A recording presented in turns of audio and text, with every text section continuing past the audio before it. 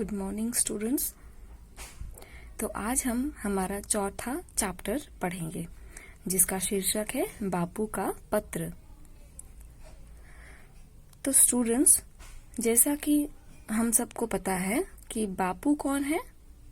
बापू हैं हमारे राष्ट्रपिता महात्मा गांधी, है ना। महात्मा गांधी को हम हमारा राष्ट्रपिता मानते हैं, वे हमारे राष्ट्रपिता हैं और उन्हें सब प्यार से बापू कहते हैं। पत्र हिंदी साहित्य का एक मूल्यवान विधान है। पत्र द्वारा हम दूर दराज के लोगों तक अपनी बात पहुंचाते हैं। पहले के जमाने में जब फोन, फैक्स, ईमेल आदि नहीं थे, तब इंसान एक दूसरे को पत्र लिखकर संदेश भेजते थे। ये हम सबको पता है ना। तो इस चैप्टर में हम महात्मा गांधी के द्वारा लिखे किसी पत्र के बारे में जानेंगे। तो आइए जानते हैं ये पत्र बापू ने किसको लिखा था। देखो,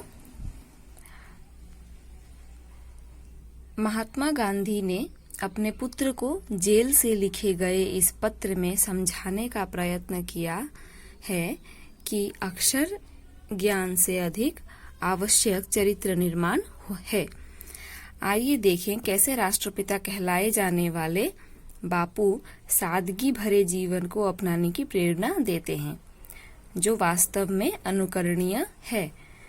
तो महात्मा गांधी ने ये पत्र किसको लिखा है? अपने पुत्र को। महात्मा गांधी ने अपने बेटे के नाम ये पत्र लिखा है। तो महात्मा गांधी के 4 बेटे थे ना, हम सबको पता है। महात्मा गांधी के 4 बेटे थे। बड़े बेटे का नाम था हरिलाल, फिर मनीलाल, रामदास और देवदास। ठीक है। तो उन्होंने अपने किसी पुत्र के नाम, जाहिर सी बात है बड़े पुत्र के नाम लिखी है ये पत्र। तो कहाँ से लिखी है उन्होंने? जेल से, जब वे जेल में थे। तो महात्मा गांधी एक स्वतंत्रता सेनानी थे, है ना। वो स्वतंत्रता की, वो आजादी की लड़ाई में व्यस्त थे। वो आजादी की लड़ाई में अपनी जिंदगी उन्होंने बिताई। तो इस तरह उन्हें बहुत बार जेल यात्रा करनी पड़ती थी। तो जेल यात्रा क्यों करनी पड़ती थी? देखो, तब ब्रिटिश सरकार थी, है ना, भारत में। तब वो ब्रिटिश के विरुद्ध जाकर ब्रिटिश को यहाँ से निकालने के लिए लड़ रहे थे, आजादी की लड़ाई लड़ रहे थे।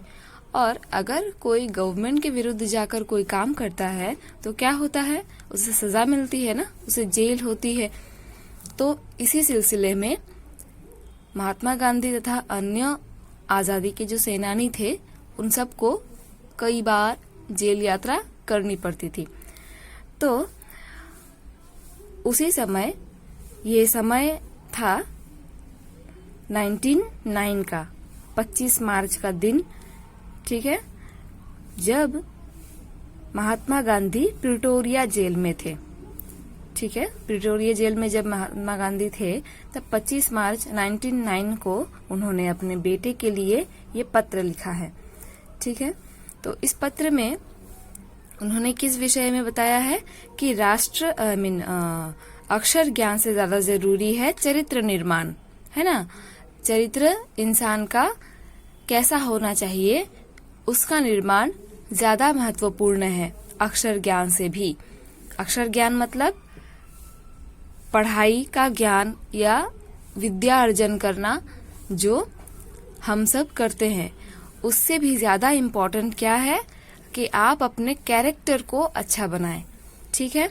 तो इसी सिलसिले में अपने बेटे को कुछ समझाते हुए महात्मा गांधी ने ये पत्र लिखा है। ठीक है। जैसे हमारे माता पिता हमारे साथ रहकर हमें जीवन का शिक्षा देते हैं, जीवन की शिक्षा देते हैं, वैसे ही महात्मा गांधी दूर रहकर भी अपने बेटे को जीवन की महत्वपूर्ण बातें बताने के लिए उन्होंने ये पत्र लिखा है। इस पत्र में हम कुछ ऐसी बातें जानेंगे जो इंसान के जीवन में अपनाना बहुत जरूरी है। हमें भी इनसे सीख लेनी चाहिए और इन सब बातों को अपने जीवन में अपनाना चाहिए ताकि हमारा जीवन सार्थक हो और सुखी हो। तो चले अब हम चैप्टर पढ़ते हैं। ओके। प्रिय पुत्र, वो दिन था 25 मार्च 1909। ठीक है। प्रिय पुत्र, हर मास एक पत्र लिखने और एक पत्र आने का अधिकार मुझे मिला है। अब मैं पत्र लिखूं किसे? मिस्टर पोलक का और तुम्हारा ख्याल मुझे बारी बारी से आता था, लेकिन इस समय तुम्हारा ही ध्यान मुझे बराबर है। तो देखो, हर महीने महात्मा गांधी को, मास का मीनिंग क्या होता है? महीने। हर महीने महात्मा गांधी को जेल से अनुमति मिली है एक पत्र लिखने की और एक पत्र पाने की। मतलब कोई अगर उन्हें पत्र लिखे तो एक पत्र उन्हें मिलेगा। ठीक है। हर महीने एक पत्र उन्हें मिलेगा और एक पत्र वो किसी के नाम लिख सकते हैं। ठीक है। उन्हें ये मतलब अनुमति मिली थी कि वो एक पत्र, हर महीने एक पत्र खुद लिख सकते हैं और एक पत्र उन्हें दिया जाएगा, उससे अधिक नहीं। ठीक है। तो अब वे पत्र लिखें कैसे, किसके नाम वो पत्र लिखे? तो उनके दिमाग में मिस्टर पोलक और उनके बेटे की बात आ रही थी कि वो उनसे कुछ कहना चाहते थे। पर मिस्टर पोलक कौन है? उनके एक मित्र और सहकर्मी। ठीक है, कलीग। और अब वे उनके बेटे के बारे में ही ज्यादा सोच रहे हैं। उनके दिमाग में उनके बेटे की बात ही घूम रही है, इसीलिए वे अपने बेटे के नाम है ये पत्र लिखते हैं। ठीक है। लेकिन इस समय तुम्हारा ही ध्यान मुझे बराबर है। इसका मतलब क्या है कि मुझे तुम्हारा ही, मतलब अपने बेटे को, उनके बेटे की बात ही उनके दिमाग में है, तो वो उन्हीं के नाम पत्र लिख रहे हैं। मेरे बारे में तुम जरा भी चिंता मत करना। विशेष कुछ कहने का अधिकार मुझे नहीं है। मैं पूर्ण रूप से शांति में हूँ। तो देखो, हम जब किसी को अपना पत्र लिखते हैं तो पहले अपना हालचाल बताते हैं ना, तो और उनका भी हालचाल पूछते हैं। तो देखो उन्होंने क्या कहा है कि मेरे बारे में तुम जरा भी चिंता मत करना। गांधी जी कहते हैं कि मेरे बारे में तुम चिंता मत करना, मैं ठीक हूँ, मैं स्वस्थ हूँ। ठीक है। और विशेष कुछ, मतलब ज्यादा कुछ लिखने का तो उनके मतलब ऐसे अधिकार नहीं है, वो ज्यादा कुछ नहीं लिखेंगे, लेकिन वो पूर्ण रूप से शांति में हैं, ठीक है। ठीक है। आशा है कि बा अच्छी होंगी। मुझे मालूम है कि तुम्हारे कुछ पत्र यहाँ आए हैं, लेकिन वे मुझे नहीं मिले। फिर भी डिप्टी गवर्नर से मुझे मालूम हुआ कि बा का स्वास्थ्य सुधर रहा है। क्या वे फिर से चलने लगी? बा और तुम लोग सवेरे दूध के साथ साबूदाना बराबर ले रहे होंगे। तो देखो, गांधी जी ने उनका हालचाल पूछते हुए और कुछ बातें पूछी हैं जो जानना चाहते हैं। आशा है कि बा अच्छी होंगी। बा कौन है? बा है कस्तूरबा। ठीक है। कस्तूरबा महात्मा गांधी की पत्नी का नाम है। तो वो उनके बारे में ही पूछते हैं कि बा अच्छी होंगी। तो इससे पता चलता है कि तब शायद कस्तूरबा की तबीयत पहले ठीक नहीं थी और इसीलिए महात्मा गांधी ने पूछा है बेटे से कि बा अब तो अच्छी हो गई होंगी। और मुझे मालूम है कि बहुत सारे, मतलब उनके बेटे ने, महात्मा गांधी को पता है कि बहुत सारे पत्र उनके बेटे ने उनको लिखे हैं, लेकिन वो पत्र उनको नहीं मिले हैं, है ना, क्योंकि हर महीने एक ही पत्र मिलते हैं ना उनको, तो इसीलिए वो सारे पत्र उनको नहीं मिले हैं। पर उन्होंने डिप्टी गवर्नर, जो उपराज्यपाल होता है, तो डिप्टी गवर्नर से उनको पता चला, डिप्टी गवर्नर ने उनको बताया कि बा का स्वास्थ्य सुधर रहा है। ठीक है। कस्तूरबा का स्वास्थ्य ठीक हो रहा है, उनको ये पता चला। तो वो जानना चाहते हैं कि क्या वो फिर चलने लगी हैं। ठीक है। मतलब अब स्वास्थ्य ठीक हो गया तो क्या वो अब चलने लगी हैं। और बा और तुम लोग सब सवेरे दूध के साथ साबूदाना बराबर ले रहे होंगे, है ना। वो अपना मतलब उनको जो पता है उसी को वो पूछ रहे हैं कि जैसे कि तुम लोग हर रोज साबूदाना और दूध लेते हो सुबह के नाश्ते में, तो तुम लोग बराबर ले रहे हो ना। इसी सब बात की उन्होंने चर्चा की है। और अब कुछ तुम्हारे बारे में कहना चाहूंगा। अब वो अपने बेटे को कुछ कहना चाहते हैं। तुम कैसे हो?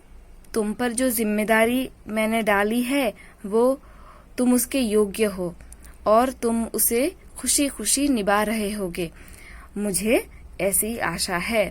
तो देखो, पिता जब बाहर जाते हैं तो पुत्र के ऊपर कुछ जिम्मेदारियां डाल के जाते हैं, है ना, कि घर का ख्याल रखना, घर के लोगों का ख्याल रखना। तो इसी तरह पिता बापू जब जेल गए तब उन्होंने अपने घर का और सबका परिवारजन की जिम्मेदारी अपने बेटे को संभाली थी, संभालने को कही थी, दी थी, है ना।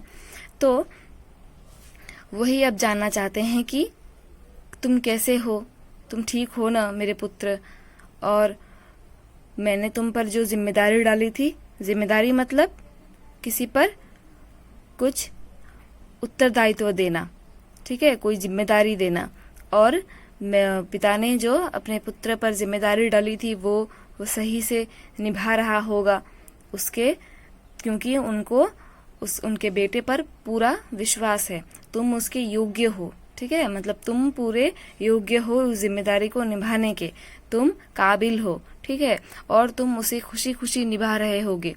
गांधी जी को ये भी आशा है कि उनका पुत्र वो सभी जिम्मेदारियां खुशी खुशी निभा रहा होगा। निभाना का मतलब क्या होता है? जो जिम्मेदारी उन पे डाली है वो जिम्मेदारी का वहन अच्छी तरह कर रहे हैं, ठीक है। मुझे ऐसी आशा है, महात्मा गांधी जी को ऐसी आशा है कि उनका बेटा उनकी जिम्मेदारियों को अच्छी तरह निभा रहा होगा। मैं ये जानता हूँ कि तुम्हें अपनी शिक्षा के प्रति असंतोष है। जेल में मैंने यहाँ खूब पढ़ा है, इससे मैं यह समझता हूँ कि केवल अक्षर ज्ञान ही शिक्षा नहीं है। सच्ची शिक्षा तो चरित्र निर्माण और कर्तव्य का बोध है। तो देखो, बापू जानते हैं कि उनके बेटे की शिक्षा में कोई असंतोष है, मतलब शिक्षा के प्रति वो खुश नहीं है उनका बेटा, ठीक है, पढ़ाई में उसे कोई प्रॉब्लम है। तो वो कहते हैं कि जेल में बैठकर उन्होंने बहुत सारी किताबें पढ़ी हैं, बहुत कुछ पढ़ा है ना। वहाँ पे शांति होती है और फुर्सत रहती है तो वो किताबें पढ़ते हैं। तो बहुत सारी किताबें उन्होंने पढ़ी हैं और इससे वे यही समझे हैं कि जिंदगी में अक्षर ज्ञान मतलब अक्षर ज्ञान, अक्षरों का ज्ञान, बुकिश नॉलेज, ओके। तो अक्षर ज्ञान से भी मतलब अक्षर ज्ञान ही सब कुछ नहीं है, ठीक है। असली शिक्षा क्या है? असली शिक्षा है वास्तविक जीवन की शिक्षा, ठीक है। सच्ची शिक्षा तो चरित्र निर्माण और कर्तव्य का बोध है, ठीक है। सच्ची शिक्षा क्या है? चरित्र निर्माण। आप अपने चरित्र को ऐसा बनाए, ऐसा बेदाग और परिश्रमी और सारे गुणों से परिपूर्ण करे, वही जीवन की असली शिक्षा है ना। और कर्तव्य का बोध, कर्तव्य का बोध मतलब अपने कर्तव्य का, अपने जो हमारे जीवन में जो कर्तव्य होते हैं, हमारे जो फर्ज हैं, उन सबको अदा करने का हमारा अंदर जो बोध हो, बोध मतलब हमारे अंदर ऐसा विवेक हो, हमारा बोध हो, मतलब कर्तव्य का एहसास हो, ठीक है। जिम्मेदारियों का एहसास, हमें अपने अंदर अपने जिम्मेदारियों का एहसास तथा हमारे चरित्र को निर्माण करने के विषय में ज्यादा महत्व देना चाहिए, ठीक है। और ऐसा नहीं है कि अक्षर ज्ञान जरूरी नहीं है, ऑफ कोर्स जरूरी है, लेकिन साथ ही हमें अपने जीवन को और अपने मन को विशुद्ध रखना चाहिए और अपने जीवन को ऐसा बनाना चाहिए कि वो एक मिसाल हो, है ना। तो आइए पढ़ते हैं आगे। यदि यह दृष्टिकोण सही है और मेरे विचार से ये बिल्कुल सही है तो तुम सच्ची शिक्षा प्राप्त कर रहे हो। देखो, गांधी जी कहते हैं कि ये जो उन्होंने बात कही है कि जीवन में अक्षर ज्ञान से ज्यादा महत्वपूर्ण चरित्र निर्माण तथा कर्तव्य बोध है, तो अगर ये बात सही है और उनके हिसाब से ये सही है, उनके विचार से ये बिल्कुल सही भी है, तो इस हिसाब से उनका पुत्र सच्ची शिक्षा प्राप्त कर रहा है, उनका बेटा जीवन की सच्ची शिक्षा प्राप्त कर रहा है, क्योंकि वो अपने जीवन में उनको जो जिम्मेदारी दी गई है उनका वहन कर रहा है ना। और आज तुम्हें अपनी बीमार माँ की सेवा का अवसर मिला है ना। देखो, वो अपनी बीमार माँ की सेवा करता है, पिता नहीं है घर पे, बड़ा पुत्र होने के नाते सारी जिम्मेदारियां हैं उस पे, तो उसकी माँ भी बीमार है, तो बीमार माँ की वो सेवा करता है। ठीक है, आज तुम्हें अपनी बीमार माँ की सेवा का अवसर मिला है।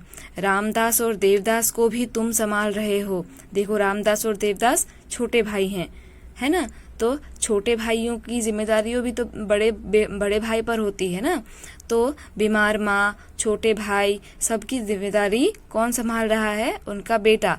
तो इसीलिए वो कहते हैं, यदि यह काम अच्छी तरह और खुशी खुशी कर रहे हो तो तुम्हारी आधी शिक्षा इसी के द्वारा पूरी हो जाती है।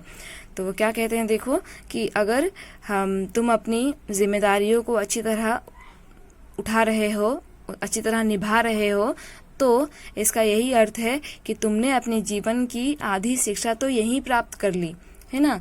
उसके अंदर सेवा भाव आ गया, है ना, उसके अंदर जिम्मेदारियां आ गई बड़े भाई की, और वो अपनी जिम्मेदारियों को पूरा भी कर रहा है, अपनी बीमार माँ की सेवा करता है, अपने छोटे भाइयों की देखभाल करता है। तो ये सब जीवन में, यही सब तो इम्पोर्टेंट है ना। आगे जाकर आपका चरित्र अगर वो चाहे तो बाकी बच्चों के जैसा मजा मस्ती करके अपना बचपन, वो ज्यादा छोटा, वो उनका बेटा बड़ा नहीं था, ठीक है, 12-13 वर्ष का ही था, ठीक है। तो इस उम्र में अगर वो इतना कुछ कर रहा है, इसका मतलब यही है ना कि उसका चरित्र अच्छा है, वो मन का अच्छा है, उसके अंदर जिम्मेदारी का भाव है। वरना वो चाहे तो बाकी बच्चों जैसे मस्ती मजाक करके भी अपना बचपन या अपना जो टीनेज है उसे बिता सकता था, लेकिन वैसा उसने नहीं किया। वो अपने पिता द्वारा दिए गए जिम्मेदारियों को पूरा कर रहा है ना। तो यही कहते हैं गांधी जी कि अगर तुम अपनी सारी जिम्मेदारियों को पूरा कर रहे हो और अच्छी तरह अपनी खुशी खुशी अपने सारे कर्तव्यों का निर्वाह कर रहे हो, तो तुम्हारी आधी शिक्षा तो इसी में पूरी हो जाती है, ठीक है। इसका मतलब है कि वो उनके चरित्र में सेवा भाव तथा जिम्मेदारी का बोध देखते हैं, और इसीलिए कहते हैं कि तुम्हारी आधी शिक्षा तो यहीं पूरी हो जाती है, तो तुम अपनी शिक्षा के विषय में ज्यादा चिंता ना करो। तो स्टूडेंट्स, आज इतना ही। आगे हम नेक्स्ट क्लास में पढ़ेंगे। आगे हमें बहुत सारी ऐसी बातें जानने को मिलेंगी जो हमें अपने जीवन में अपनाना चाहिए, ठीक है। बहुत सारी इम्पोर्टेंट बातें जो पिता अपने पुत्र को कहते हैं, लेकिन वो साथ ही राष्ट्रपिता है ना, हम सब के पिता हैं।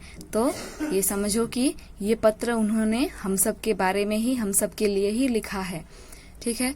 और उनके इस पत्र में जीवन के बहुत सी विषयों में बस जिम्मेदारियां तथा कर्तव्य बोध का ही नहीं, और भी अन्य विषय के बारे में उन्होंने लिखा है, जो हमें अपने जीवन में जरूर अपनाना चाहिए और अपने जीवन को सुखी तथा संतुष्ट बनाना चाहिए। तो अगले क्लास में हम जानेंगे उन सब बातों को।